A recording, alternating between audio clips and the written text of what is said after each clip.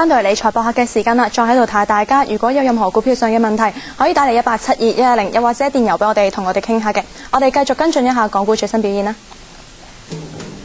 恒生指數下跌12點，報23,589點。分類指數方面，金融跌59點，公用跌70點，地產跌20點，工商升16點。港股成交超過457億，國企指數上升11點，紅籌中資升5點。10隻最活躍港股安碩 A50 中國基金無起跌，報11個4，友邦保險跌1毫半，中國移動跌2毫，中海油跌2毫2，匯控升1毫。建設銀行跌2仙，恒大地產升9仙，工商銀行跌4仙，騰訊升1個6，盈富基金無起跌，報23個8。跟住落嚟，我哋繼續同灣仔直播室嘅大唐金融集團副總裁盧志明傾下偈先。Ken 哥你好，係 Coach 你好，你好啊！嗱，咁見到咧有6隻嘅藍籌股啊，咁喺今朝早咧見過52周新高噶，咁分別係九倉啦、新地啦、新世界、和黃、工行啦，同埋金沙中國噶。咁見到咧喺呢6隻嘅藍籌股之中呢，咁有收租同埋地產股呢都見到有52周高位。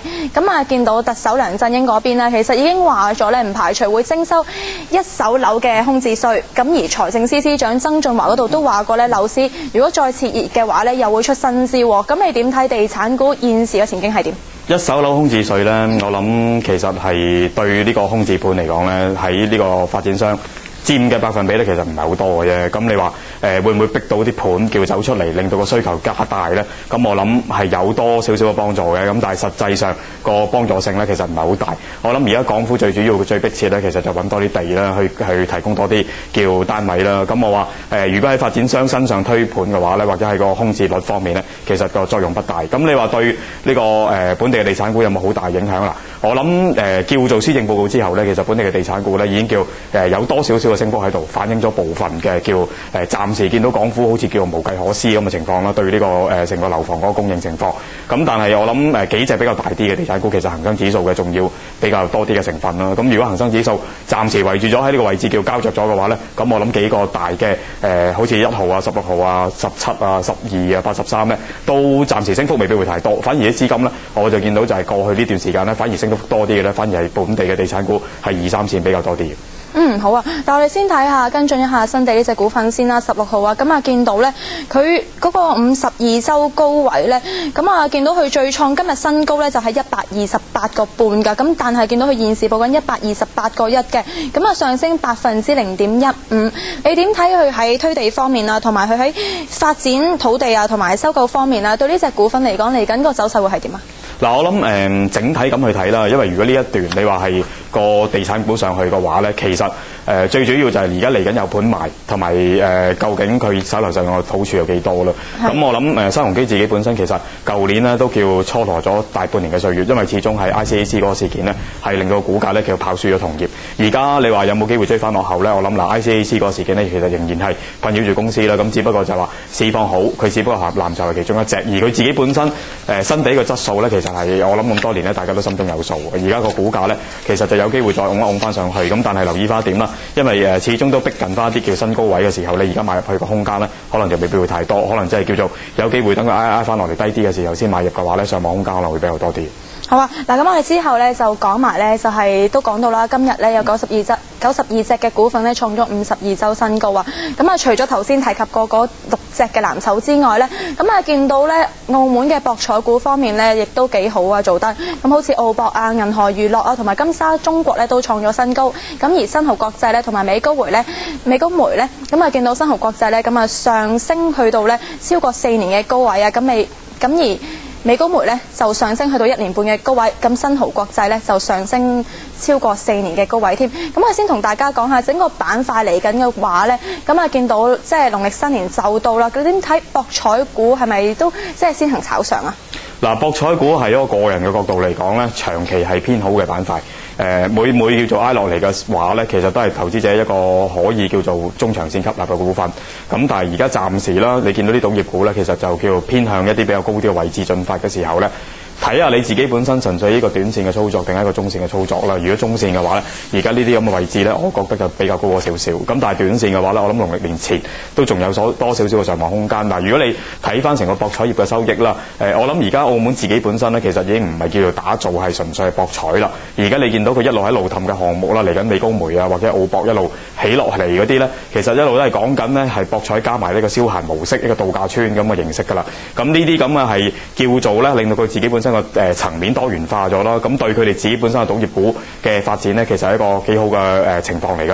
咁但係而家啦，我自己覺得啦，你喺翻咁多嘅賭業股嚟講咧，相對地咧，我仍然偏向就話而家暫時有項目喺度嗰啲，通常都會比較強勢啲。所以27金沙再加埋隻新濠咧，相對地會比較強勢啲嘅股份。咁你見到新濠啦，又叫做拱咗上去一啲比較高啲嘅位置，而金沙同埋27啦，都係仍然喺一啲喺個頂部嗰度徘徊啦。咁你就可以見到呢啲咁嘅情況。但係我自己覺得傾向咧，而家呢個位置摸上去嘅話咧，空間就可能未必會太多嘅啫。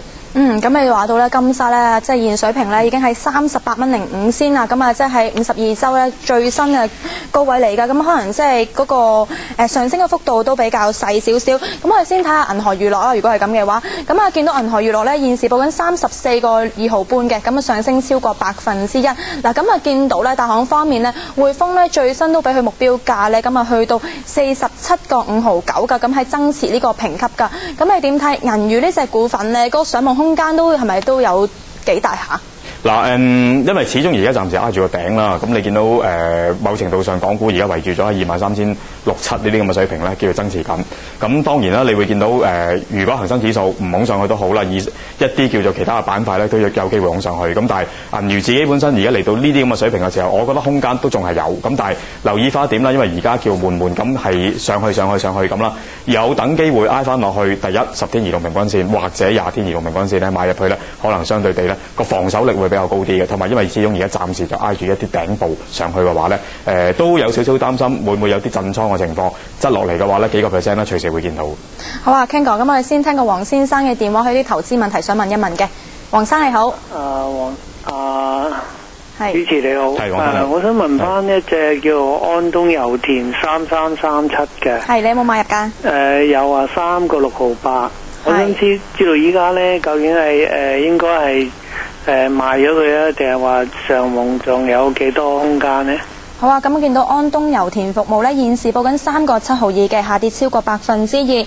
阿 Ken 哥見到黃生喺3個6毫8買入，應該點做啊？嗱，我諗短線咧，暫時唔好寄望咁多住啦，因為佢喺8、9月起步咧個半嘅，咁啊拱到上去差唔多4個4，你攞個計數機篤一篤咧，你就知道已經升個百分比咧係好巨大。